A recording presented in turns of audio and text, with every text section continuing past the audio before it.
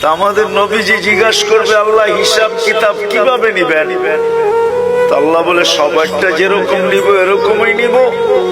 তা আমাদের নবীজি বলবে, যদি সবার সামনে আমার উম্মতের হিসাব কিতাব নেন তাইলে তো আমি তো লজ্জিত হয়ে যাব, কেননা আমার উম্মত তো দুনিয়াতে গুনাহ করছে, আমি তো লজ্জায় পড়ে যাব।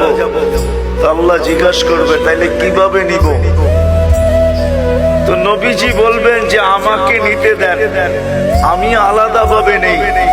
আল্লাহ প্রশ্ন করবে, আপনাকে যদি নিতে দেই তো আপনিও তো আপনার উম্মতের গুনাহগুলা দেখবেন, তখনও তো আপনার চেহারাটা লজ্জায় ছোট হয়ে যাবে যে তোমরা আমার উম্মত হয়ে এই গুনাহ করলা, তো করলা কি কইরা, ঠিক না?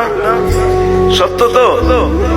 আল্লাহ জবাব দিবে, বন্ধু ওয়াদা, আপনার চেহারা আমি লজ্জিত করব না, বিদায় আপনার উম্মতের হিসাব কিতাব নিব আমি বটে, কারো সামনে না, আপনার সামনেও না, আমি পর্দার ভিতরে নিয়ে নিব, আপনাকেও জানতে দিব না, কাউকে জানতে দিব না।